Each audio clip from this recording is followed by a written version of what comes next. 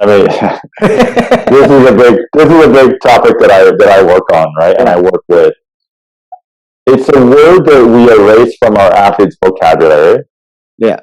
Is the first thing. If you really want to break it down, if you understand what motivation means, it means a motive for action. Yeah. Okay, that's what that word actually means.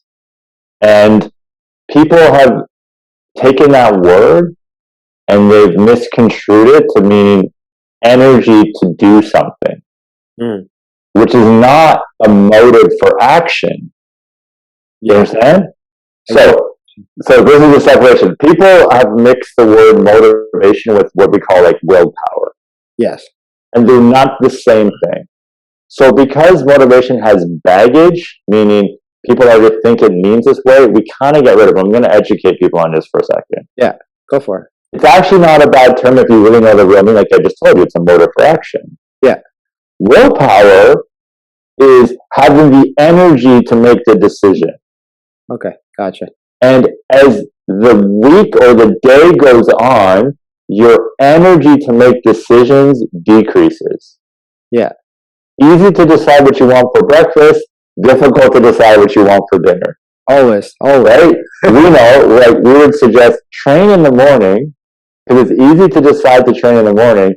The longer the day goes, the less energy you have to make the decision. Because what you understand is we are making thousands of decisions all day long. All day, yeah. So the energy bank of decision making is draining throughout the day. Yeah.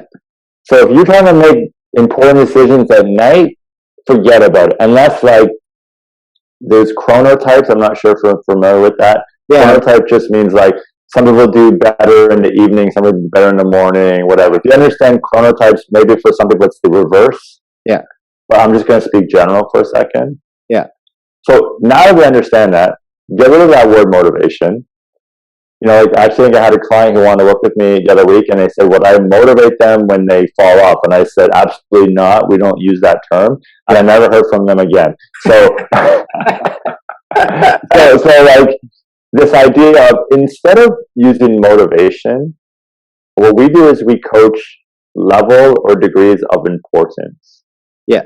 So we create a value proposition. There's really, like, if you want to understand behavior on a really deep level, which is what I commit my life studying, is there's your behaviors on the lowest level. Above that is your values. Above that is your beliefs. And then above that is like your personality. Yeah. If you understand those things, behaviors are driven by values, which is driven by beliefs. Let's just remove personality for right now because it's not something we really work on. Yeah. If you want to commit to something, let's just say like you want to prepare yourself for a fight. How about we use that reference because it's relevant to you. Before you were going to fight, I would really sit down and be like, how important is this to you? Like really, how important is it? Is this you want to do something because you want to be cool, you want to have something to post on social media, you want to be acknowledged by other people? If it's any of those things, forget it because you'll be disappointed and you won't compete. You won't finish. Those are the guys that help us build our records up. So. Yeah, 100%. You know, if you really want to do it to test yourself, to challenge yourself, to see if you can do something that 99.9% of the people on the planet would never even attempt to do. Yeah. And we can get clear on that. Okay, we got that. Like, that's a real challenge. And then we have to kind of go into the belief system. It's like, what is your belief about the process or what it's going to take for you to get there? Yeah. Do you believe that you can do it? Do you believe that it's going to be difficult? Do you believe that you'll be willing to take the importance of it and bring that higher than the difficulty level? Yeah. Now, when we frame it that way, when you don't want to train, I would just say, dude, is it important enough to you to train? Exactly. And it's so easy. It doesn't matter if you're tired or not. If it's important to you, you'll do it. And the best example for humans, you know this, you know better than I do, to be honest with you. You got 2 little ones. Yeah.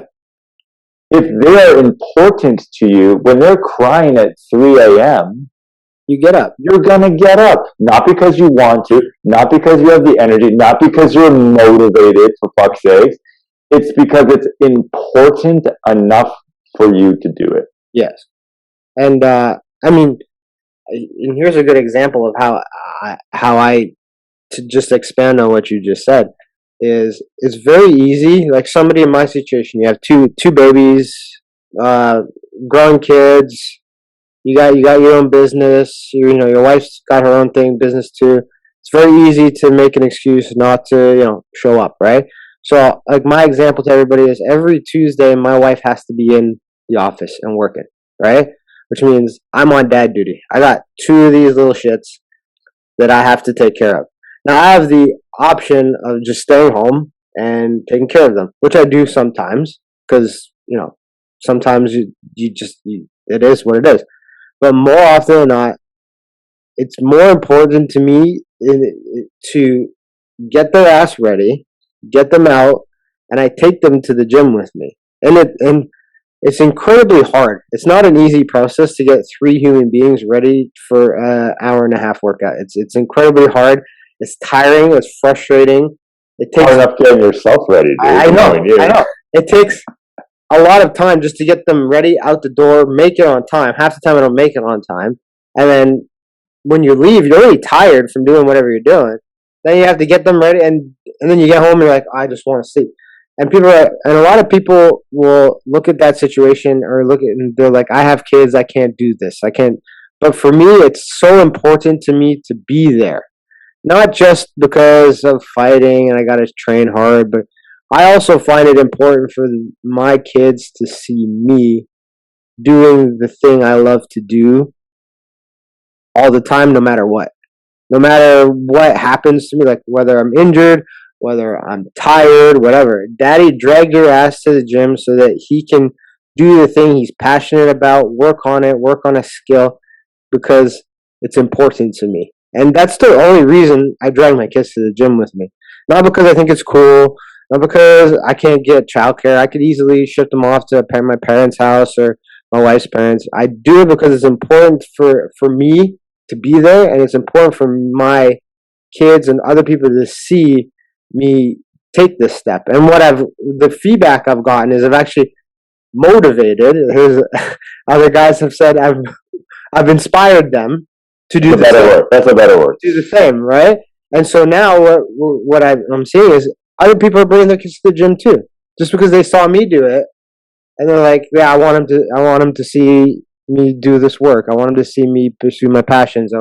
And it's almost like sometimes we have a daycare in there, but it's not that they can't find other solutions. It's because it's so important to you. You just find a way to do it. You know what I mean? Well, that's what I just spoke about. Yeah. Right? And it's funny, I still tell legendary stories of you coming in, bringing your kids, setting up the playpen and just going to work. And like, I still do.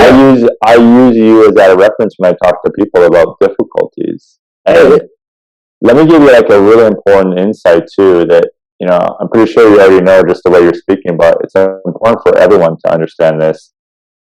Kids from like 0 to 7 are like buying a computer with no operating system in it. Yeah. So everything that's happening to them during that age is like you're downloading operating systems into those kids, and what they see and what they experience and the energy. I'm a big guy on energy. I think you know that. Yeah. The energy that they're exposed to is building their development.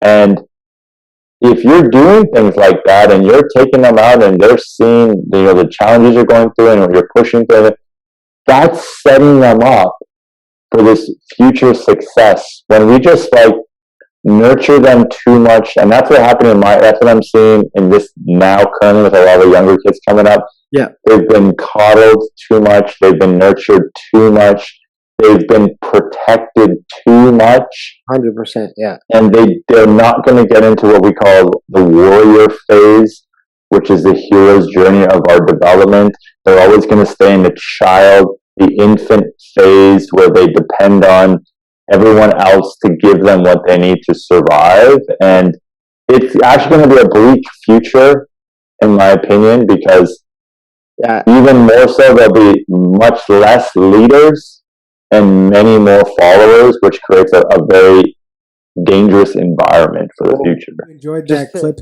please head on over to the link below to my YouTube page and watch the rest of the podcast. If not, you can always find me on Spotify or Apple or Google Play or all of those. We're on everything. Download, listen in your car, get it going. Thank you for the support. Please like, share, and subscribe. Have a great day.